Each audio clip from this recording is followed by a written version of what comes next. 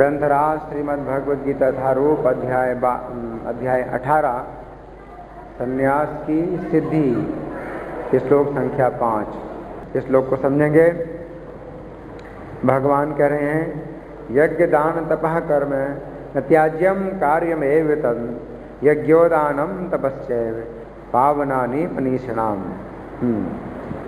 पहली पंक्ति में भगवान कह रहे हैं कि यज्ञ दान और तपस्या ये कर्म कभी छोड़ने नहीं चाहिए बल्कि और करने चाहिए। भगवान के कार्यम एव यानी करने ही चाहिए, मतलब विशेष रूप से भगवान प्रोत्साहन दे रहे हैं, छोड़ने नहीं चाहिए। तो फिर कोई व्यक्ति सोच सकता है कि ठीक है छोड़ना नहीं चाहिए, लेकिन करो, भार समझ कर करो, कि करना पड़ रहा है इसलिए करो। तो भगवान कह रहे नहीं, छोड़ने नहीं चाहिए बल्कि और करने चाहिए, मतलब मन लगा के करना चाहिए। यज्ञ दान तपस्या के जो कर्म हैं इनमें पूरा मन लगाना चाहिए, अपनी बुद्धि पूरी रुचि लगानी चाहिए, अपनी पूरी शक्ति लगानी चाहिए। भगवान के कार्यम एव का मतलब यही है कि आप अच्छी प्रकार से उनको करो। ये नहीं है कि किसी तरह से घसीट रहे हैं, बड़ा भार आ गया है, यज्ञ करना है, दान करना है, तपस्या करना है। नहीं, कार्यम एव का मतलब है कि भगवान कह रहे हैं उत्साह पूर्वक करो इनको। अब क्यों करो? तो दूसरी पंक्ति में उत्तर दे रहे हैं भगवान, क्यों? यज्ञोदानम तपस्या पावनानि मनीषिणाम। यज्ञ दान और तपस्या ये मनुष्यों को पवित्र करते हैं, मनुष्यों को। अब मनीषी किसे कहते हैं? हम चर्चा करेंगे मनीषी किसे कहते हैं क्या। तो हम सुनेंगे प्रभुपाद जी तात्पर्य में क्या लिखते हैं। श्रील प्रभुपाद की। योगी को चाहिए कि मानव समाज की उन्नति के लिए कर्म करे। मनुष्य को आध्यात्मिक जीवन तक ऊपर उठाने के लिए अनेक संस्कार पवित्र कर्म हैं। उदाहरणार्थ विवाहोत्सव एक यज्ञ माना जाता है, यह विवाह यज्ञ कहलाता है। क्या एक सन्यासी जिसने अपना पारिवारिक संबंध त्याग कर संन्यास ग्रहण कर लिया है विवाह उत्सव को प्रोत्साहन दे? भगवान कहते हैं कि कोई भी यज्ञ जो मानव कल्याण के लिए हो उसका कभी भी परित्याग ना करे। विवाह यज्ञ मानव मन को संयमित करने के लिए है, जिससे आध्यात्मिक प्रगति के लिए वह शांत बन सके। सन्यासी को भी चाहिए कि इस विवाह यज्ञ की संस्तुति अधिकांश मनुष्यों के लिए करे। सन्यासियों को चाहिए कि स्त्रियों का संग ना करें, लेकिन इसका अर्थ ये नहीं है कि जो व्यक्ति अभी जीवन की निम्न अवस्थाओं में है, अर्थात जो तरुण है, वह विवाह यज्ञ में पत्नी ना स्वीकार करे। सारे यज्ञ परमेश्वर की प्राप्ति के लिए हैं, अति निम्नतर अवस्थाओं में यज्ञों का परित्याग नहीं करना चाहिए। इसी प्रकार दान हृदय की शुद्धि संस्कार के लिए है। यदि दान सुपात्र को दिया जाता है तो इससे आध्यात्मिक जीवन में प्रगति होती है, जैसा कि पहले वर्णन किया जा चुका है। यहाँ प्रभुपाद जी का तात्पर्य समाप्त हुआ। तो प्रभुपाद जी ने तात्पर्य में अधिक से अधिक जो बात लिखी है वो अपने संबंध में लिखी है। इस श्लोक में जो यज्ञ शब्द आया है इसका प्रभुपाद जी ने एक अर्थ निकाला है, विवाह यज्ञ। तो इसको नहीं त्यागना चाहिए बल्कि करना चाहिए। और सन्यासी के लिए सामान्य रूप से समझा जाता है कि चूंकि उसने गृहस्थ आश्रम छोड़ा हुआ है तो उसको किसी विवाह में भाग नहीं लेना चाहिए सन्यासी को। लेकिन प्रभुपाद जी जब विदेश में गए तो उनके साथ में कोई अनुयायी नहीं था, तो उनको जो लोग भी मिले और जैसे भी लोग मिले उनको ही उन्होंने अनुयायी बनाया। और ऐसे लोग मिले थे प्रभुपाद जी को जिनका जीवन बहुत अशुद्ध था, सब प्रकार से जो है वो अवैध संबंध करते थे, यानी व्यभिचार, मांसाहार, जुआ, नशा सब कुछ करते थे और उनका ये सामान्य जीवन था। तो प्रभुपाद जी ने उनको अपना अनुयायी बनाने के लिए उनके उन आदतों पर नियंत्रण किया। और जैसे कि गर्लफ्रेंड, बॉयफ्रेंड, इस तरह से जो है जो पुरुष और स्त्री हैं वो मिलते रहते थे एक दूसरे से। एक स्त्री को छोड़ा दूसरी स्त्री, दूसरी को छोड़ा तीसरी स्त्री, ऐसी कोई स्त्री है एक पुरुष को छोड़ती दूसरे पुरुष को, दूसरे पुरुष को छोड़ती तीसरे पुरुष को। बॉयफ्रेंड और गर्लफ्रेंड के नाम पर वो जो है समाज की सभ्यता में जो है ये सब कार्य कर रहे हैं जो शास्त्र के विरुद्ध व्यभिचार हैं। और प्रभुपाद जी के अलावा और कोई था भी नहीं विदेशों में उनको शिक्षा देने के लिए, उनको मार्गदर्शन देने के लिए। तो प्रभुपाद जी के लिए जरूरी था कि वे विधि पूर्वक उनका विवाह कराएं। तो अब प्रभुपाद एक सन्यासी थे जिन्होंने स्त्री पुत्रों को छोड़ा हुआ है। अब जो है ना वो ही विवाह करा रहे हैं अपने शिष्यों का। तो एक जो है ना बड़ी विरोधाभास की स्थिति हो गई प्रभुपाद जी के लिए, लेकिन प्रभुपाद ने किया क्यों? श्री कृष्ण की प्रसन्नता के लिए, क्योंकि उनको तो ये प्रचार फैलाना था और चैतन्य महाप्रभु की जो भविष्यवाणी है उसको सत्य करना था। उनको चैतन्य महाप्रभु की भविष्यवाणी में विश्वास था कि पूरी पृथ्वी में जितने भी नगर और गांव हैं उनके नाम का प्रचार होगा। तो ऐसी स्थिति में प्रभुपाद जी ने अपने शिष्यों के विवाह किए और उन्होंने उनको शिष्य बनाया और स्त्रियों को शिष्या बनाया। तो सन्यासी वो चूंकि अकेले वही थे, गुरु थे, तो उन्होंने विवाह किए।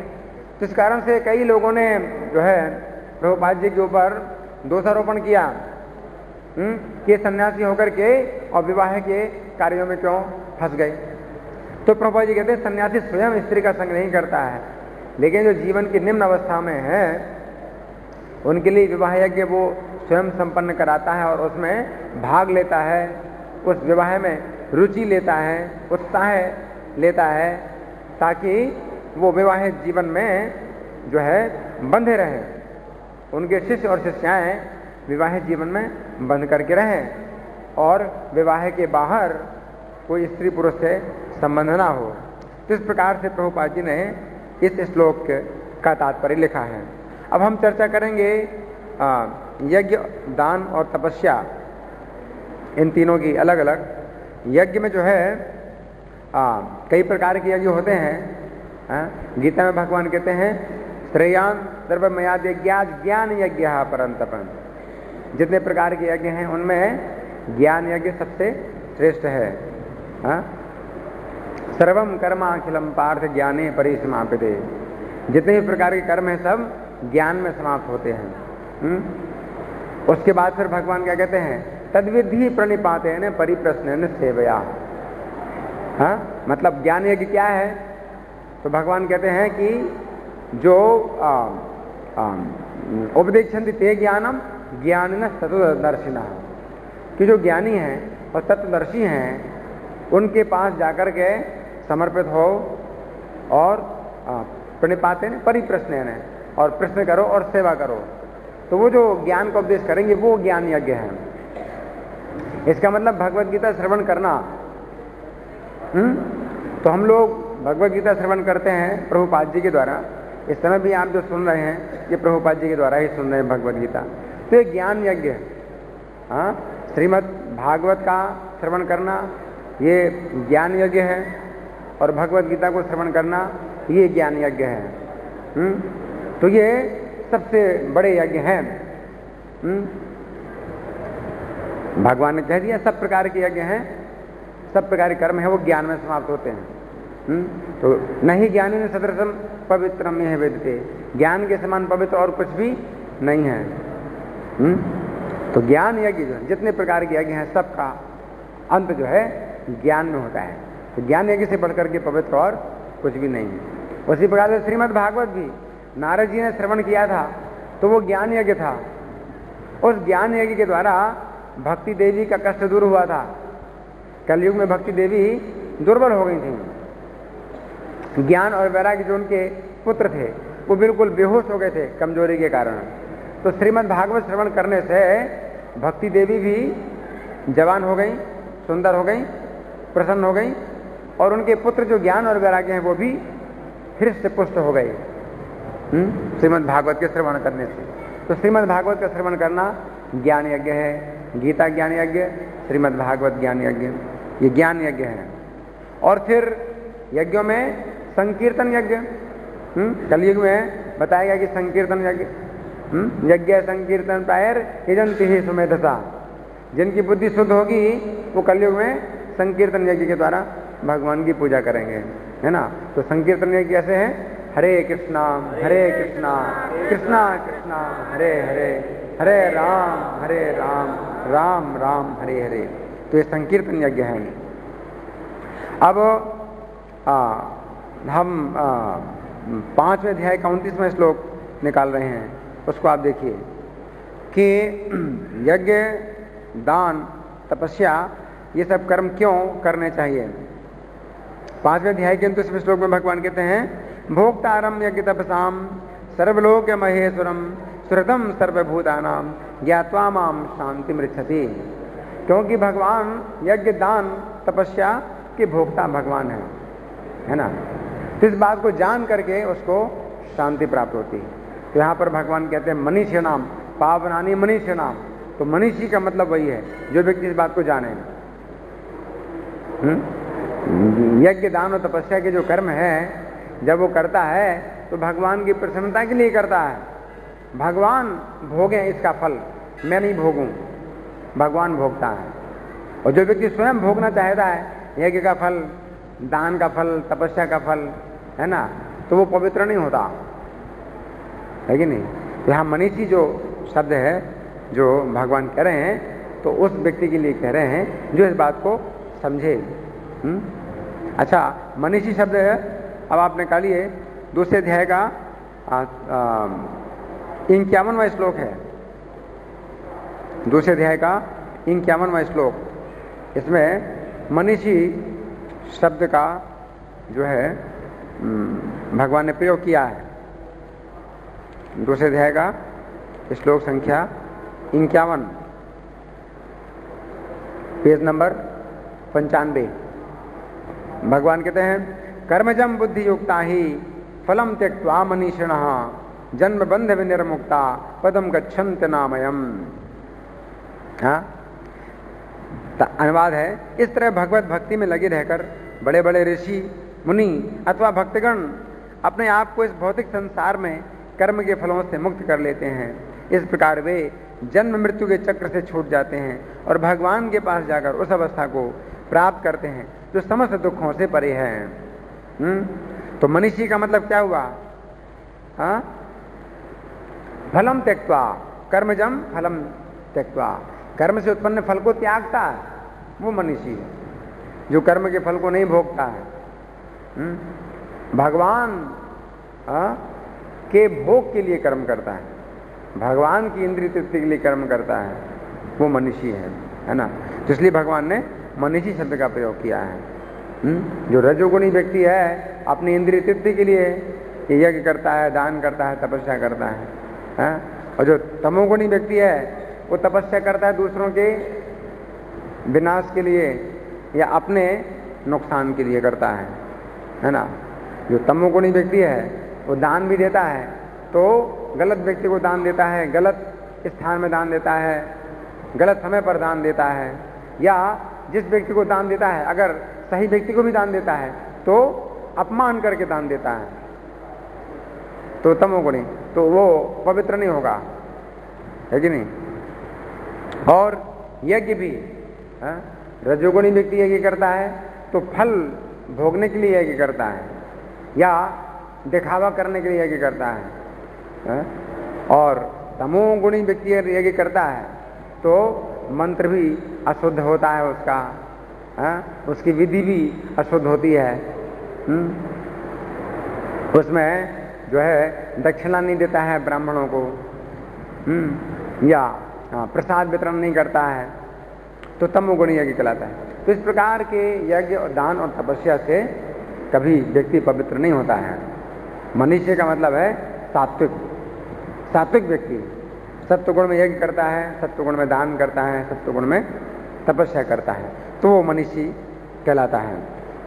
तो तीसरे अध्याय का 9वां श्लोक निकालिए, इसमें यज्ञ के बारे में भगवान क्या कहते हैं हम देखेंगे। तीसरे अध्याय का 9वां श्लोक, इसमें भगवान क्या कहते हैं, पेज नंबर 116 है। यज्ञार्थात् कर्मणोन्यत्र लोकोयम कर्म बंधना तदर्थम कर्म कौन्ते मुक्ति संगः समाचरण। यज्ञार्थात् श्री विष्णु के लिए यज्ञ रूप में कर्म करना चाहिए, अन्यथा कर्म के द्वारा इस भौतिक जगत में बंधन उत्पन्न होता है। तो यज्ञ के अलावा जितने भी कर्म हैं वो सब इस संसार में कर्म बंधन है, बंधनकारी है। इसलिए भगवान कहते हैं कि यज्ञ के लिए तुम कर्म करो, है ना। फिर तीसरे अध्याय का 10वां श्लोक, इससे अगला श्लोक, इसमें भगवान क्या कहते हैं, सहयज्ञा प्रजा सृष्ट्वा प्रोवाच प्रजापति अनेन प्रत्यविष्यध्वम एष वस्तुष्ट कामधुक्। सृष्टि के प्रारंभ में समस्त प्राणियों के स्वामी प्रजापति ने विष्णु के लिए यज्ञ सहित मनुष्यों तथा देवताओं की संततियों को रचा और उनसे कहा, तुम इस यज्ञ से सुखी रहो, क्योंकि इसके करने से तुम्हें सुखपूर्वक रहने और मुक्ति प्राप्त करने के लिए समस्त वांछित वस्तुएं प्राप्त हो सकेंगी। तो यज्ञ, इस प्रकार भगवान का आदेश है यज्ञ करने का। मनीषी व्यक्ति वही है जो ये जानता है कि भगवान के आदेश से यज्ञ करना चाहिए। तो सृष्टि जब बनी थी तो उसके प्रारंभ में ही ये आदेश मिला था। फिर श्लोक संख्या 14, श्लोक संख्या 14, इसमें भगवान क्या कहते हैं, अन्नाद् भवन्ति भूतानि पर्जन्यादन्न संभवा यज्ञाद् भवति पर्जन्यो यज्ञः कर्म समुद्भवा। सारे प्राणी अन्न पर आश्रित हैं जो वर्षा से उत्पन्न होता है। वर्षा यज्ञ संपन्न करने से होती है और यज्ञ नियत कर्मों से उत्पन्न होता है ना। तो यज्ञ से वर्षा होती है। तो इस तरह से जो सृष्टि का चक्र है, जो व्यक्ति जानता है, इस प्रकार से जब यज्ञ करता है तो वो पवित्र होता है ना। ये और 13वें श्लोक में भी भगवान यज्ञ के बारे में क्या कहते हैं, जो इससे पहले का श्लोक है, इस श्लोक संख्या 13, भगवान कहते हैं, यज्ञ शिष्टासना संतो मुच्यन्ते सर्व किल विषय भुंजते ते दुघम पापा ये पचन्ते आत्म कारणात्।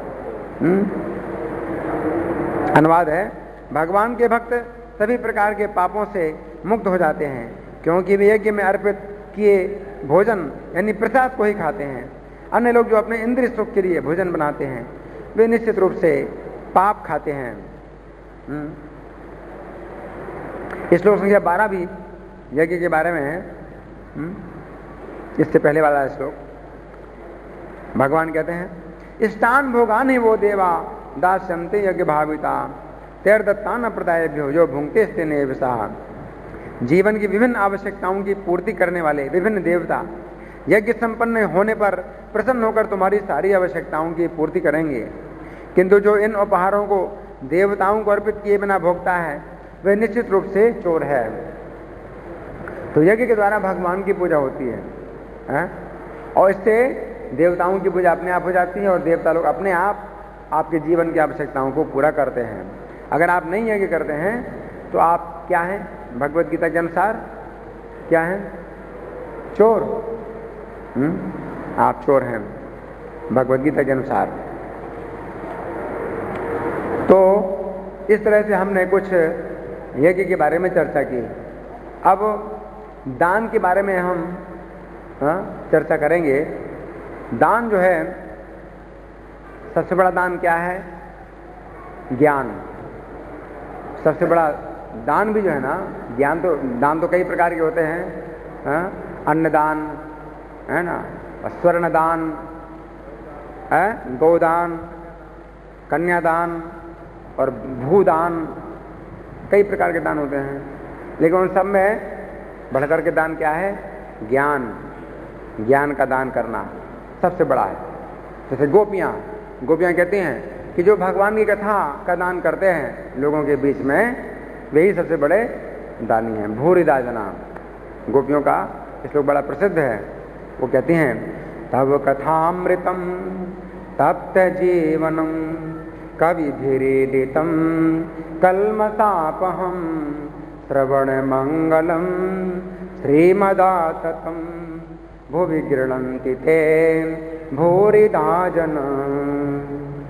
कहती हैं, तव कथामृतम, तुम्हारी कथा का जो अमृत है, भुवि गृह्णन्ति, ये जो इस पृथ्वी में देते हैं, वर्णन करते हैं, भूरिदा जना, वे सबसे ज्यादा दान करने वाले हैं। तो वे ही सबसे बड़े दानी हैं जो कि इस पृथ्वी में आपकी कथा का दान करते हैं। क्योंकि भगवान की जो कथा है, भगवान के जो चरित्र हैं और भगवान का जो संदेश है, इस भौतिक संसार का नहीं है, ये आध्यात्मिक जगत से आता है। आध्यात्मिक जगत में जो भगवान की दिव्य लीलाएं हैं, भगवान के दिव्य जो चरित्र हैं, तो उनका ही नमूना है कुछ जो भौतिक जगत में भगवान प्रकट करते हैं, जिनसे बद्ध जो आत्माएं हैं वो बंधन से छूट करके भगवान के धाम में जा सकते हैं। इस भौतिक संसार की कोई चीज आपको बंधन से नहीं छुड़ा सकती, सब बंधनकारी है ना। तो भगवान की कथा का दान ही सबसे बड़ा दान है। और ये जो है हरे कृष्ण महामंत्र का दान, नाम का दान, ये भी सबसे बड़ा दान है, इससे बढ़कर कोई दान नहीं है। और फिर अपनी जो धन संपत्ति उसका भी व्यक्ति को दान करना चाहिए। इसमें आप पेज नंबर 336 निकालिए। 336 पेज नंबर में प्रभुपाद ने दान के बारे में कुछ बातें बताई हैं। ये 10वें अध्याय के श्लोक संख्या 4 और 5 के तात्पर्य में पेज नंबर 336 प्रभुपाद जी कहते हैं, जहां तक दान का संबंध है, मनुष्य को चाहिए कि अपनी आमदनी का 50% किसी शुभ कार्य में लगाए। दान जो है गृहस्थ के लिए दान करना जरूरी है। अगर वो बंधन, कर्म बंधन से छूटना चाहता है, तो अपने दान का 50% किसी शुभ कार्य में लगाए। और ये शुभ कार्य है क्या? ये है कृष्ण भावनामृत में किया गया कार्य, यानी कृष्ण भावनामृत के प्रचार में 50% अपनी आमदनी लगाए। ऐसा कार्य शुभ ही नहीं अपितु सर्वोत्तम होता है। क्योंकि कृष्ण अच्छे हैं इसलिए उनका कार्य भी अच्छा है। अतः दान उसे दिया जाए जो कृष्ण भावनामृत में लगा हो। वेदों के अनुसार ब्राह्मणों को दान दिया जाना चाहिए, ये प्रथा आज भी चालू है। तो वेदों का आदेश यही है कि दान ब्राह्मणों को दिया जाए। वह क्यों? क्योंकि वे आध्यात्मिक ज्ञान के अनुशीलन में लगे रहते हैं। ब्राह्मण से ये आशा की जाती है कि वह सारा जीवन ब्रह्म जिज्ञासा में लगा दे। ब्रह्म जानाति इति ब्राह्मणा, जो ब्रह्म को जाने वही ब्राह्मण है। इसीलिए दान ब्राह्मणों को दिया जाता है, क्योंकि वे सदैव आध्यात्मिक कार्य में रत रहते हैं और उन्हें जीविकोपार्जन के लिए समय नहीं मिल पाता। वैदिक साहित्य में सन्यासियों को भी दान दिए जाने का आदेश है। सन्यासी द्वार द्वार जाकर भिक्षा मांगते हैं। वे धनार्जन के लिए नहीं अपितु प्रचार के लिए ऐसा करते हैं। तो वे धनार्जन के लिए नहीं अपितु प्रचार के लिए ऐसा करते हैं। वे द्वार द्वार जाकर गृहस्थों को अज्ञान की निद्रा से जगाते हैं। चूंकि गृहस्थ गृह कार्यों में व्यस्त रहने के कारण अपने जीवन के वास्तविक उद्देश्य को, कृष्ण भावनामृत जगाने को भूले रहते हैं। अतः ये सन्यासियों का कर्तव्य है कि वे भिखारी बनकर गृहस्थों के पास जाएं और कृष्ण भावना भावित होने के लिए उन्हें प्रेरित करें। वेदों का कथन है कि मनुष्य जागे और मनुष्य जीवन में जो प्राप्त करना है उसे प्राप्त करे। सन्यासियों द्वारा यह ज्ञान तथा विधि वितरित की जाती है। अतः सन्यासी को, ब्राह्मणों को तथा इसी प्रकार के उत्तम कार्यों के लिए दान देना चाहिए, किसी सनक के कारण नहीं। तो ये दान के बारे में प्रभुपाद जी कुछ बातें बताई हैं। अब आप निकालिए पृष्ठ संख्या 487, उसमें भी दान के बारे में प्रभुपाद बताते हैं। पृष्ठ संख्या 487।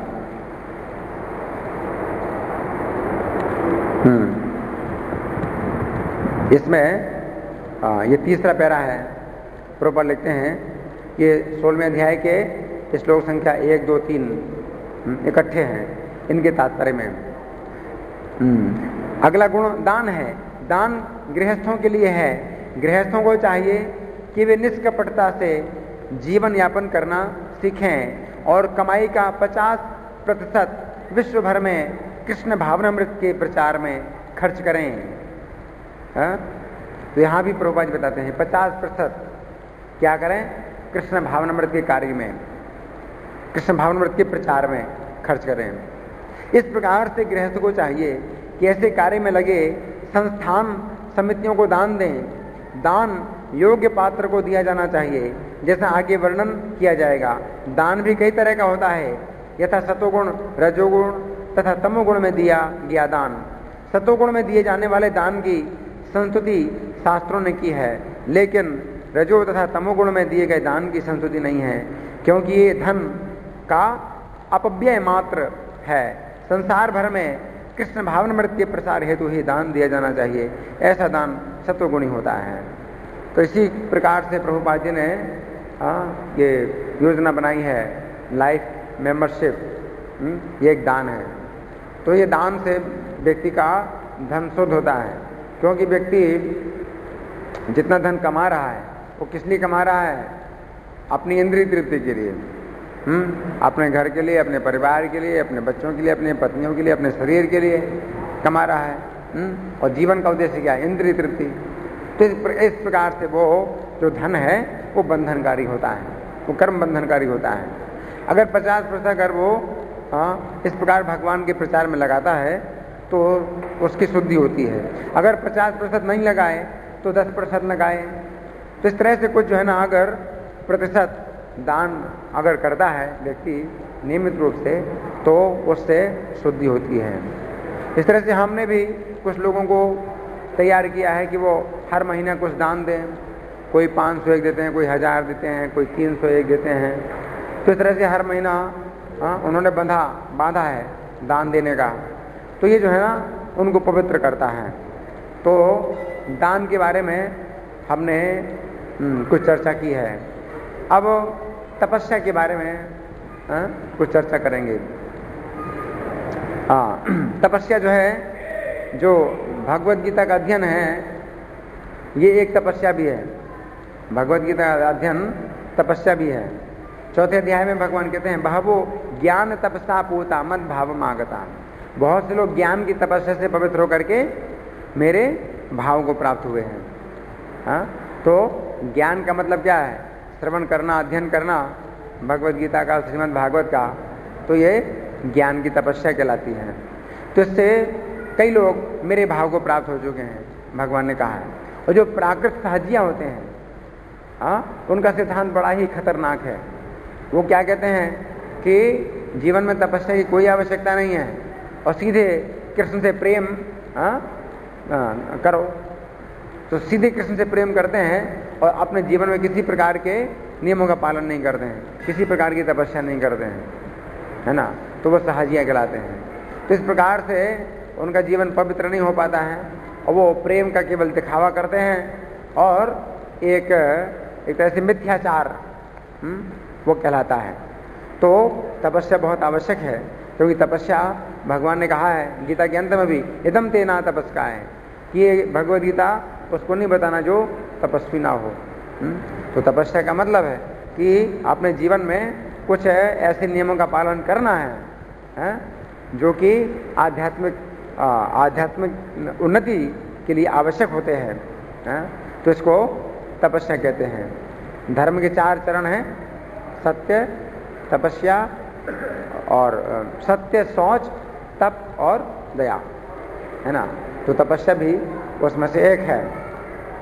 और तपस्या की रक्षा के लिए क्या छोड़ना चाहिए जो हम लोग 4 नियम का पालन करते हैं? नशा। जो नशा है ये तपस्या को नष्ट करता है।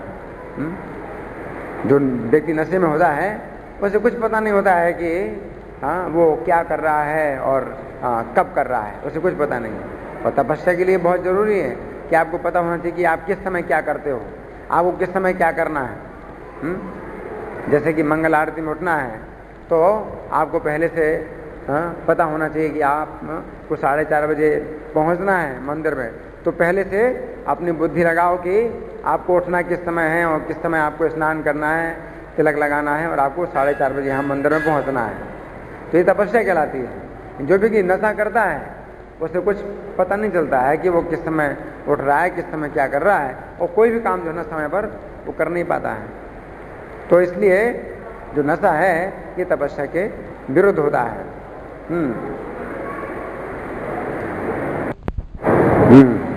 एक श्लोक है नारद पंचरात्र का, इसमें तपस्या के बारे में बड़ा अच्छा इसमें कहा गया है। आराधितो यदि हरिस तपसा ततः किम, नाराधितो यदि हरिस तपसा ततः किम। इसका मतलब क्या हुआ कि अगर भगवान की आराधना होती है तो तपस्या से क्या करना है, तपस्या की आवश्यकता है। और अगर भगवान की आराधना नहीं होती है तो तपस्या से क्या फायदा है। इसमें अनुवाद लिखा है, अगर कोई व्यक्ति भगवान कृष्ण की पूजा करता है और उनको ही अपने जीवन का लक्ष्य मानता है तो फिर कोई बहुत कठोर तपस्या करने की आवश्यकता नहीं है। और अगर सब प्रकार की तपस्या करने के बाद भी वो व्यक्ति कृष्ण के पास नहीं पहुंच पाता है तो फिर तपस्या का कोई महत्व नहीं रहा, क्योंकि कृष्ण भावनामृत के बिना जितने प्रकार की तपस्याएं हैं वो सब क्या हैं, व्यर्थ का परिश्रम है।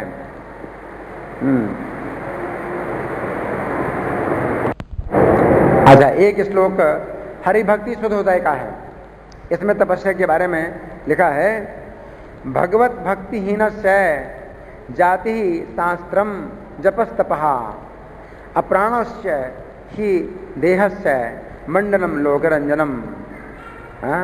इसका मतलब क्या है, अगर भगवान की भक्ति नहीं होती है तो जो भी जाति है, शास्त्र ज्ञान है, जप है, तप है, वो सब बेकार है। अप्राणस्यैव देहस्य, क्योंकि देह में अगर प्राण नहीं है, अगर शरीर में प्राण नहीं है तो उसको सजावट करना क्या है, लोक रंजनम, लोगों का जो है ना मनोरंजन है। और क्या फायदा है, मुर्दे को जो है अगर आप सजाते हो तो लोगों का मनोरंजन होता है, उससे फायदा क्या है। उसी प्रकार से अगर भगवान की भक्ति नहीं है अपने जीवन में, है ना, तो जीवन तो बेकार है। अब तपस्या, जप और शास्त्र ज्ञान से फायदा क्या है, सब बेकार है। तो इस तरह से तपस्या के बारे में हमने चर्चा की है। अब इसमें गीता में निकाली है 11वें अध्याय का 53वां श्लोक। इसमें भगवान यज्ञ, दान, तपस्या के बारे में बताते हैं। 11वें अध्याय का श्लोक संख्या 53।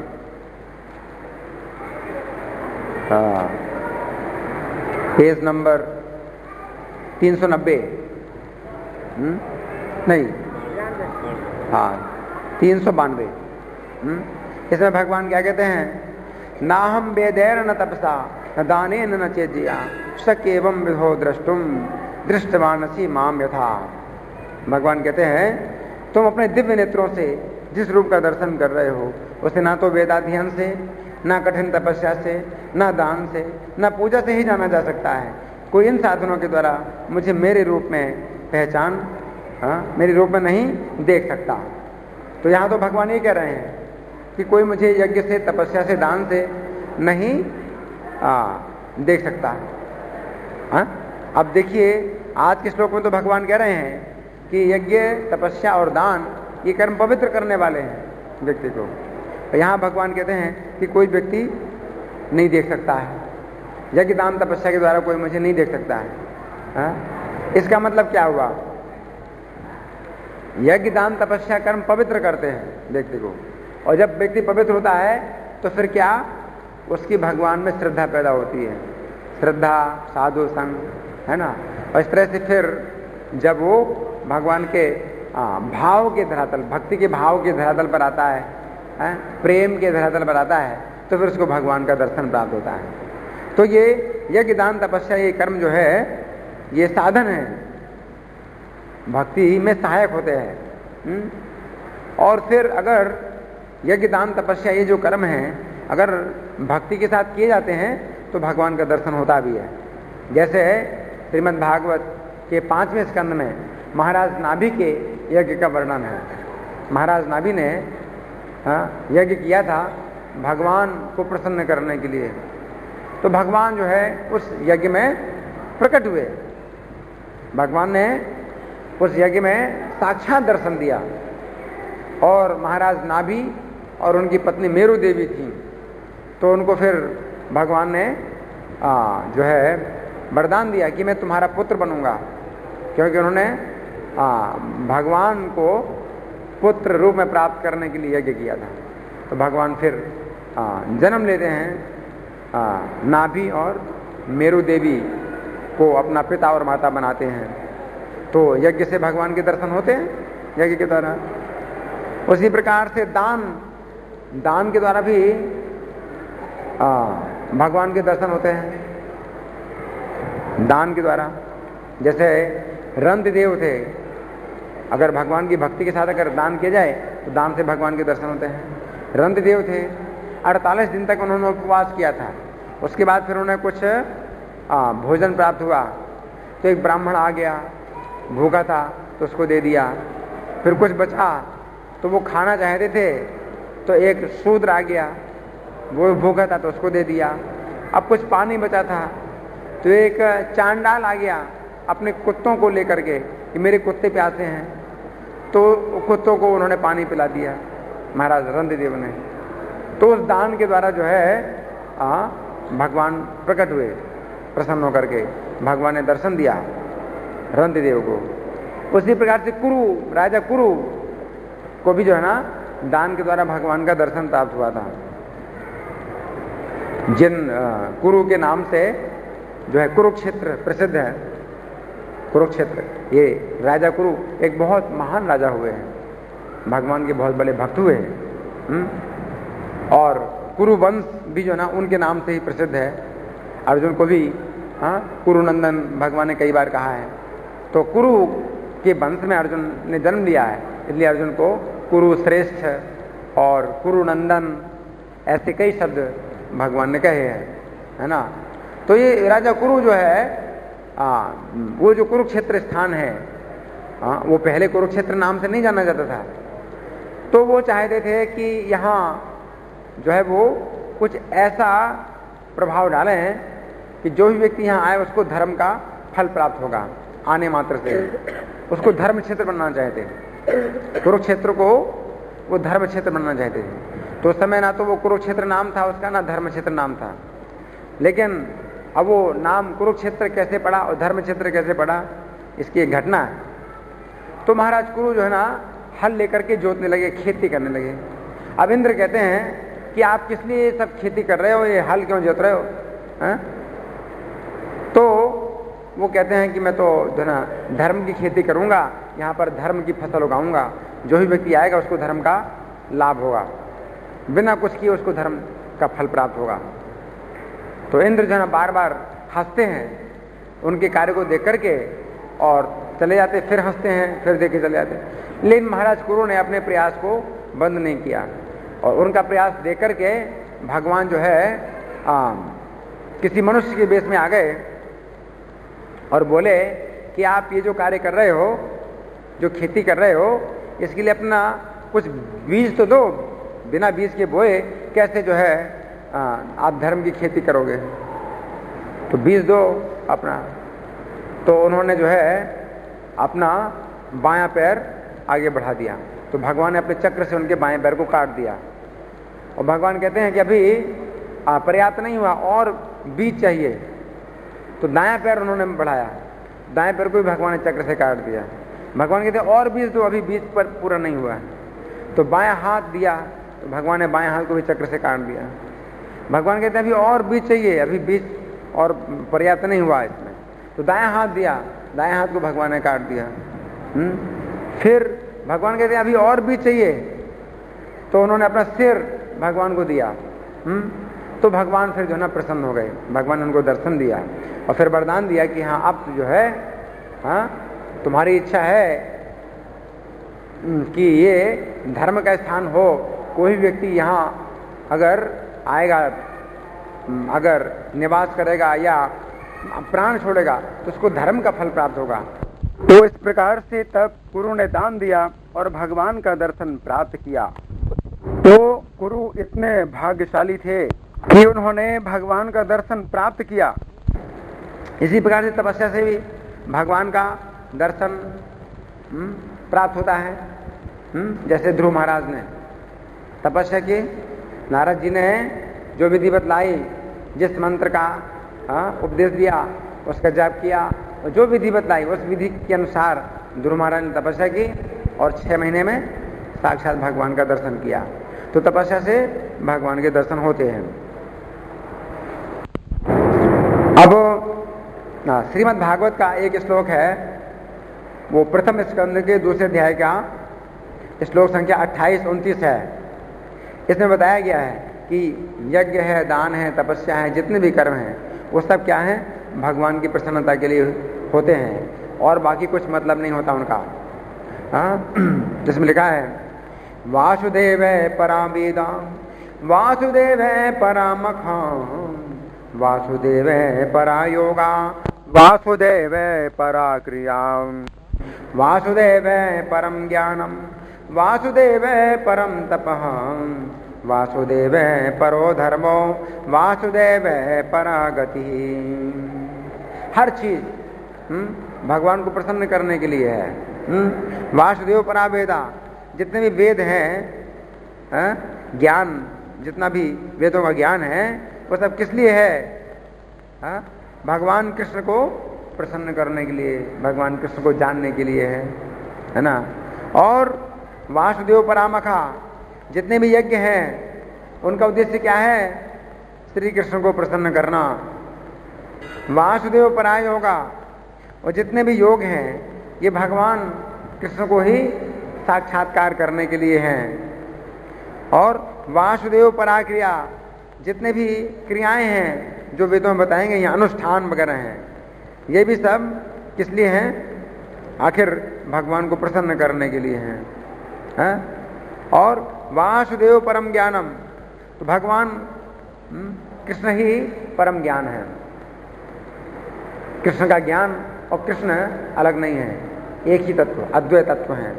वासुदेव परम ज्ञानम और वासुदेव परम तपः, और जितने भी कठोर तपस्याएं की जाती हैं वो भगवान वासुदेव को जानने के ही लिए होती हैं। वासुदेव परो धर्मो, और जो धर्म है वो भी क्या है? असली धर्म भगवान कृष्ण से प्रेम करना, ये असली धर्म है। वासुदेव परो धर्मो वासुदेव परागति, और वासुदेव ही, भगवान कृष्ण ही जीवन के सबसे बड़े लक्ष्य हैं, परम लक्ष्य, परम गति भगवान है, कृष्ण है। तो इस तरह से हमने चर्चा की है। अब हरिभक्ति विलास में भी कुछ श्लोक हैं इसी प्रकार के। भगवान के नाम से जो है यज्ञ का फल प्राप्त होता है, दान का भी फल प्राप्त होता है, तपस्या का भी फल प्राप्त होता है भगवान के नाम से। तो लघु भागवत में एक श्लोक है, गोकोटि दानम ग्रहणे खगस्य प्रयाग गंगोदके कल्पवासं यज्ञायुतम मेरो सुवर्ण दानम गोविंद कीर्तेर्न समम शतांशे। इस श्लोक में लिखा है कि गोविंद की कीर्ति के 100वें हिस्से के बराबर भी नहीं है ये सब बड़े बड़े जो पुण्य कर्म हैं। जैसे गोकोटि दानम ग्रहण खगस्य, मतलब ग्रहण के समय, सूर्य ग्रहण, चंद्र ग्रहण के समय करोड़ गाय का दान दिया जाए, वो भी गोविंद की कीर्तन के 100वें हिस्से के बराबर भी नहीं है। 1 करोड़ गऊ का दान अगर आप करते हो चंद्र ग्रहण के समय, सूर्य ग्रहण के समय, तो वो भी जो है ना गोविंद के कीर्तन के 100वें हिस्से के बराबर नहीं है। या प्रयाग गंगोदक कल्पवासा, प्रयाग में और गंगा के तट पर 1 कल्प तक वास करो। 1 कल्प का मतलब 4 अरब 32 करोड़ साल तक आप वास करते हो गंगा के तट पर या प्रयाग में निवास करते हो, उसका भी फल जो है गोविंद के कीर्तन के 100वें हिस्से के बराबर भी नहीं है। और यज्ञायुतम 10,000 यज्ञ करो आप, अश्वमेध यज्ञ करो, वो भी गोविंद के कीर्तन के 100वें हिस्से के बराबर भी नहीं है। मेरु सुवर्ण दानम, सुमेरु पर्वत का जो सोना है, पूरा सोने का पर्वत है, वो भी अगर दान कर दो आप, सुमेरु पर्वत जानते 84 लाख योजन नहीं 84,000 योजन ऊंचा है सुमेरु पर्वत। कुल मिला के 1 लाख योजन की ऊंचाई है सुमेरु पर्वत की, यानी 8 लाख मील ऊंचा ये सोने का पर्वत है। ये भी अगर आप दान कर दो, इतना सोना दान कर दो, तो भी गोविंद के कीर्तन के 100वें हिस्से के बराबर भी नहीं है। और भी गरुड़ पुराण में लिखा है, वाजपेय सहस्राणाम नित्यम फलम अभीप्स्यसि प्रातरुत्थाय भूपाल कुरु गोविंद कीर्तनम। शौनक ऋषि अम्बरीश महाराज को उपदेश दे रहे हैं। कौन? शौनक ऋषि अम्बरीश महाराज को उपदेश दे रहे हैं, कह रहे हैं कि अगर तुम रोज 1000 अश्वमेध यज्ञ का फल पाना चाहते हो तो क्या करो, सवेरे उठ करके गोविंद का कीर्तन करो। 1000 अश्वमेध यज्ञ का फल अगर पाना चाहते हो रोज, तो सवेरे उठ करके क्या करो, कुरु गोविंद कीर्तनम। श्रीमद् भागवत में एक श्लोक है, माता देवहूति कहती हैं कपिल भगवान से, अहो बत सपचो तो गरियान यज्जिह्वाग्रे वर्तते नाम तुभ्यम ते पुस्तपस्ते जो सस्नुरार्या ब्रह्मानो चुरनाम गृणन्ति एते। माता देवहूति कहती हैं कि अरे जो चांडाल है वो भी बहुत श्रेष्ठ है, जिसकी जिह्वा के अग्रभाग में तुम्हारा नाम हमेशा रहता है, तुम्हारे नाम का कीर्तन करता है अगर कोई चांडाल भी, तो वो श्रेष्ठ है। तेपुस तपस्ते, उसने सब प्रकार की तपस्याएं कर ली। अगर वो तुम्हारे नाम के सिवा और कुछ बोलता ही नहीं है और चांडाल भी हो, तो वो धन्य है, उसने सब प्रकार की तपस्याएं कर ली। जो वो सब प्रकार के यज्ञ कर लिए। सस्नु, उसने सब प्रकार के स्नान कर लिए। ब्रह्मानुचुर, और सब वेदों का पाठ भी कर लिया, क्योंकि वो आपके नाम का उच्चारण करता रहता है। स्कंद पुराण में एक श्लोक है, तथा च वोत्तमं लोके तपास्त्री हरे कीर्तनम कलो युगे विशेषण विष्णु प्रीत्य समाचरेन। तो इसमें क्या लिखा है कि इस संसार में सबसे उत्तम तपस्या क्या है? श्री हरि कीर्तन, श्री हरि का कीर्तन करना सबसे उत्तम तपस्या है संसार में, और विशेष रूप से कलयुग में है। विष्णु प्रीत्या समाचरित, विष्णु की प्रसन्नता के लिए इसका आचरण करना चाहिए, श्री हरि कीर्तन करना चाहिए। फिर स्कंद पुराण में एक श्लोक लिखा है, दान व्रत तपस तीर्थ क्षेत्रादीनां जया स्थितां शक्तयो देव महतां सर्व पापे हरा शुभां राजसूया स्वमेधानां ज्ञानस्याध्यात्म वस्तुनः आकृष्य हरिणा सर्वा स्थापिता स्वेषु नामसु। इसमें क्या लिखा है कि भगवान ने अपने नामों में सब प्रकार की शक्तियां डाल दी हैं। मतलब जितनी दान की शक्ति है, जितने प्रकार के दान हैं उनकी शक्ति भी अपने नाम में डाल दी है। जितने प्रकार के व्रत हैं उनकी भी शक्ति अपने नाम में डाल दी है। जितनी प्रकार की तपस्याएं हैं वो उनकी शक्ति भी अपने नाम में डाल दी है। तीर्थ, जितने प्रकार के तीर्थ हैं उनको भी शक्ति अपने नाम में डाल दी है। क्षेत्रादि नाम, जितने प्रकार के क्षेत्र हैं, है ना, जैसे पुरुषोत्तम क्षेत्र है, स्त्री क्षेत्र है ना, तो वो सब जितने भी क्षेत्र हैं उनकी शक्तियां भी अपने नाम में डाल दी हैं। शक्तियों देव महताम, बड़े बड़े देवताओं में भी जो शक्तियां हैं वो भी अपने नाम में डाल दी हैं। सर्व पाप हरा शुभा, सब प्रकार के पाप को हरण करने की जो शक्ति है और कल्याणकारी शक्ति है अपने नाम में डाल दी है। राजसूय है, राजसूय यज्ञ की भी जो शक्ति है वो भी अपने नाम में डाल दी है। अश्वमेधा नाम, अश्वमेध यज्ञों की शक्ति भी डाल दी है। ज्ञानस्य अध्यात्म वस्तुना, और ज्ञान की जितनी शक्ति है, आध्यात्मिक वस्तुओं में जितनी शक्ति है, वो सब खींच करके, सब वस्तुओं से, सब स्थानों से खींच करके वो शक्ति भगवान ने क्या किया है, अपने नाम में डाल दी है। तो इस प्रकार से हमने चर्चा किया है। यज्ञ दान तपस्या ये कर्म जो है भगवान कहते हैं कि पवित्र करते हैं। अब किसी का कोई प्रश्न है या मैं प्रश्न करूं? इनका प्रश्न है कि गीता के 3 अध्याय के 14वें श्लोक में कहा गया है, यज्ञ कर्म समुद्भवा, यज्ञ कर्म से उत्पन्न होता है, तो वह कर्म क्या है? और नियत कर्म, तो नियत कर्म का मतलब यह है, उसको कहते हैं स्वधर्म यज्ञ। स्वधर्म यज्ञ है, तो जो व्यक्ति जो है क्षत्रिय है तो वो अपने उस कर्म के द्वारा भगवान की प्रशंसा, भगवान को प्रसन्न करता है ना।